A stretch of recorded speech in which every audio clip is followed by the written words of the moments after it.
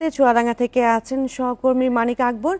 মানিক আকবর, এই যে চরমপন্থী সংগঠনগুলো সক্রিয় হয়েছে, এই বিষয়ে চুয়াডাঙ্গার কি অবস্থা এবং প্রশাসন কি বলছে?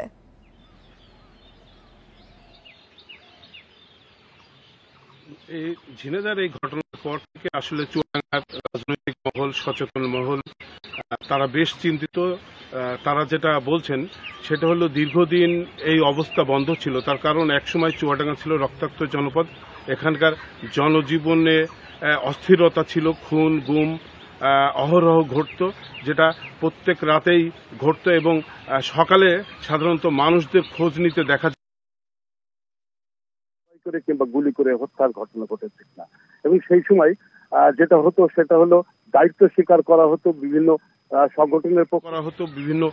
সংগঠনের পক্ষ থেকে। চুয়াডাঙ্গায় বাংলার কমিউনিস্ট পার্টি, পূর্ব বাংলা কমিউনিস্ট পার্টি, জনযুদ্ধ সন্ত্রাসী সংগঠন যারা তাদের কার্যক্রম চালাতো এবং তারা হত্যার পর দায় দায়িত্ব স্বীকার করত।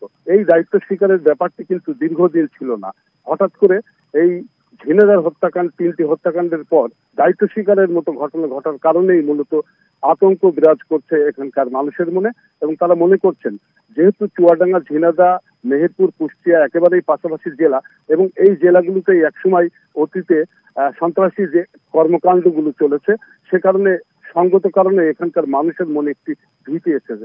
তবে আমি চুয়াডাঙ্গা জেলা পুলিশের সাথে কথা বলেছি, এখানকার কর্মকর্তারা বলেছেন যে চুয়াডাঙ্গা জেলায় আতঙ্কিত হওয়ার কিছু নেই। তার কারণ আমরা খুব সতর্ক অবস্থায় আছি এবং আমাদের গোয়েন্দা বিভাগও তৎপর আছে।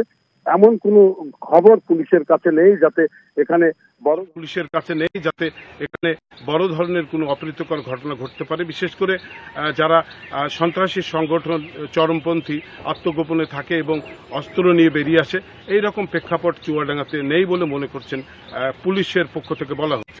তো একসময় আমরা জানি যে এখানে যেসব সন্ত্রাসী সংগঠন ছিল সেগুলো একসময় আত্মসমর্পণ করে, কিছু ক্রসফায়ারে নিহত হয় এবং পাল্টা খুনের কারণে এই বিষয়টি একসময় স্থগিত হয়ে আসে।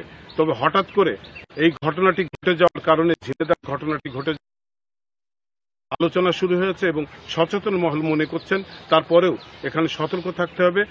পুলিশকে, বিশেষ করে প্রশাসনকে সতর্ক থেকে এই এরকম ঘটনা যাতে আবার মাথাচাড়া দিতে না পারে, বিশেষ করে চুয়াডাঙ্গা জেলায় যাতে করতে না পারে, সে ব্যাপারে পুলিশকে ভূমিকা রাখতে হবে।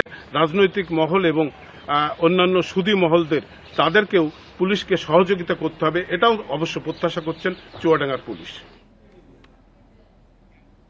চুয়াডাঙ্গা থেকে চরমপন্থী সংগঠন নিয়ে সক্রিয়তা নিয়ে জানাচ্ছিলেন সহকর্মী মানিক আকবর।